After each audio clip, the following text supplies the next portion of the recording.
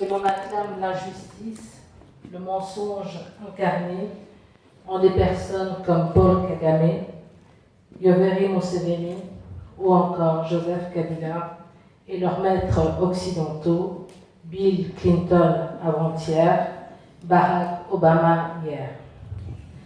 Cette histoire-là voudrait que nous laissions nos héros dans l'ombre pour ne laisser la place qu'à la terreur, celle qui fait des hommes des soumis, parfois des lâches, quand elle n'engendre pas des bourreaux. Ainsi, ce qui nous est cyniquement proposé, ce sont les ténèbres, la banalité du mal triomphant. Pourtant, il y a des étoiles qui, par leurs sentiments intimes, timides, nous laissent entreapercevoir le clair-obscur, un monde des possibles. Victoire Ingabire Umuhoza est l'une de ces étoiles. Ma rencontre avec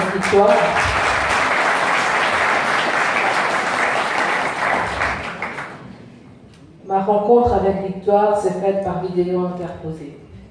Alors que j'essayais de mettre des mots sur ce qui se passait dans mon pays à moi, la République démocratique du Congo. J'ai été saisie par ce que disait cette femme que je ne connaissais pas. Elle parlait de la nécessité de dire la vérité. Dire la vérité sur quoi exactement?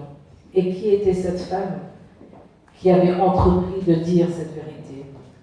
Qui était cette femme qui, au milieu d'un silence implacable, bravait les intimidations, les censures, pour dire que sa parole, comme celle de milliers d'autres, existait, qu'il y avait une histoire qui restait à questionner et à dire enfin.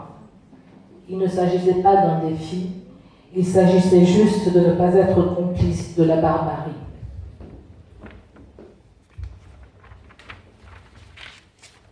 Ce que cette femme-là disait et qu'elle recherchait par-dessus tout l'humain. Ce qu'elle nous disait, c'est qu'aucun humain sur cette terre ne pouvait être libre tant que son semblable était réduit au silence, insulté, emprisonné, torturé ou tué. Elle professait cette évidence alors que le flot intimidant de paroles, les arrestations d'innocents, l'élimination d'hommes, de femmes et d'enfants avait eu lieu à Tingi-Tingi, alors que la communauté internationale complice honorait les tueurs. La voix de Victoire, c'était la vérité qui, comme des braises ardentes, s'échappait et allait nourrir d'autres foyers alors que l'on essayait d'étouffer la flamme. Les mensonges de Paul Kagame et de ses amis étaient là pour nous assommer, en nous giflant avec la terreur. Mais la vérité, celle qui prend les escaliers, qui peut paraître longue à venir, veille pour fortifier nos convictions, nos croyances, en un monde de justice, de vérité et de paix. Cette vérité-là, Victoire s'est levée pour la dire. Ce message si profond m'a évidemment bouleversée. Bouleversée parce que dans la guerre que nous subissions, nous les Congolais, il y avait de l'autre côté de la frontière une voix, des personnes que l'on voulait pourtant nous forcer à haïr et qui disaient que notre destin était commun, que la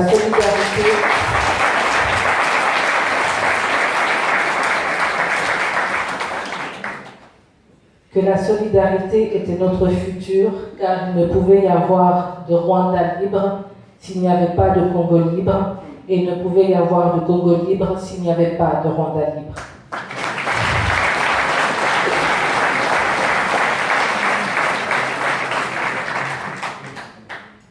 Le combat de Victoire, c'est notre combat, donc également.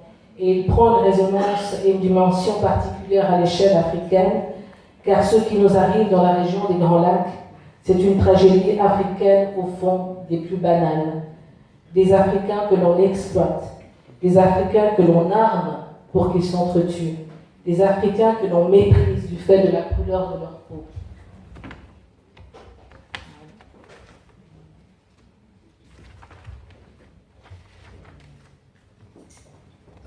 Excusez-moi. J'arrive plus à trouver mes pages. Désolée. Alors, des Africains que l'on méprise pour la couleur de leur peau, des Africains que l'on pille, des Africains encore très aliénés par les souffrances que des siècles de servitude n'ont pas encore réussi à effacer, des Africains qui subissent des hontes dont il n'est jamais question. Dans ce contexte, la vie de Victoire Ingabire Umuhoza, son combat sont un rappel de la nécessité de la mémoire, de l'historicité de tous ces événements qui doivent nécessairement être compris pour amener des solutions et des réponses adéquates. Ce que nous dit Victoire, c'est qu'il importe que nous reprenions l'initiative de nos vies pour pouvoir à notre tour raconter nos vécus, nos vérités, raconter aussi nos souffrances, sans muselière, pleurer nos morts et enfin les enterrer dans la dignité. Pour toutes ces raisons, je suis fortement attachée à la personne de Victoire. Cette femme qui, dans l'adversité, dans la brutalité extrême de la privation des siens qu'on lui fait subir, cette femme ne lâche rien. Toute action que fait Victoire, c'est toujours un non qu'elle oppose à la barbarie, à l'impuissance. Et en cela, Victoire Ingabire représente pour nous ce que nous avons de plus cher, c'est-à-dire la vie. Celle que l'on doit célébrer, celle que l'on doit respecter. Cette vie n'a de sens que lorsqu'elle est vécue dans la liberté, qui nécessite comme préalable indispensable l'établissement et la déclaration de la vérité. Et c'est pour ça qu'il est important pour moi de dire aujourd'hui, comme j'ai pu l'écrire par ailleurs il y a quelques années au sujet de Victoire Ingabire, qu'il était indispensable que nous fêtions nos héros quand ils sont vivants, car c'est la vie, et c'est la vie qui est importante. Tant qu'ils sont vivants, ils nous insufflent la force de continuer notre combat, pour qu'on les voie libres, pour qu'ils puissent nous hériter de leur force, pour que le témoignage de leur vie, de leur combat, soit ces nombreux remparts contre l'abjection. Victoire, c'est une de ces boussoles, nos boussoles, parmi toutes ces personnes qui hier, aujourd'hui et demain se sont levées et se lèvent et se lèveront pour cette bataille pour la liberté. En cela, nous devons la chérir, en cela, nous devons profondément respecter sa parole et nous ne devons pas avoir honte, et j'insiste, ne pas avoir honte ni peur de nous mettre à ses côtés, car ainsi nous affirmons que là réside la vérité.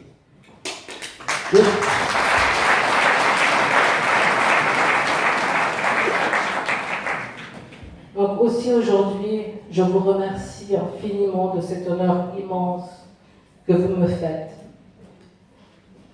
Mais ces actions que nous menons, comme j'ai pu le dire, ne sont rien si nous ne nous abreuvons pas à ces combats qu'ont menés des gens hier et que mène Victoire aujourd'hui. Aussi, je l'ai dit, ce prix aux millions de personnes que nous avons perdues au Congo, au Rwanda, en Ouganda, au Burundi.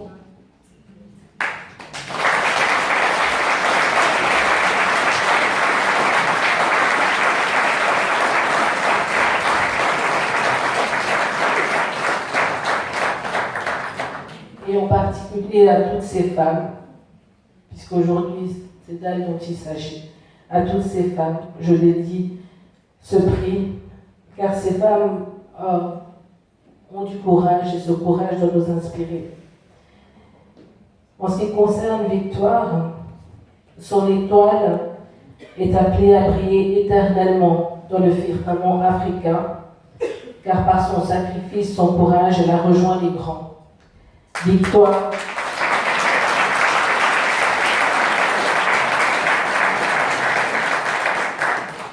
Victoire, c'est Lumumba dans son courage jusqu'au boutiste.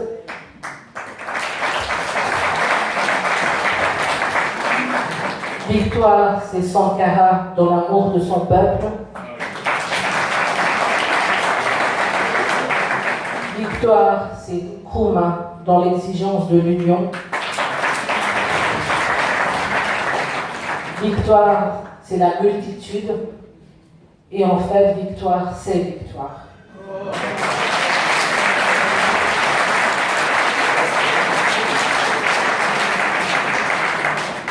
Une femme armée de la seule vérité, et de l'amour qui a fait trembler ceux qui se sont armés de haine et de baïonnettes et qui se sont targués d'avoir arrêté un génocide. Et pouvait-il en être autrement lorsque l'on porte un prénom fait de serments de temps d'aurore?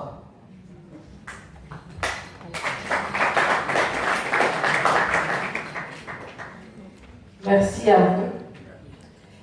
La Tondibino, Botondisi, la Lingala, et Murakode.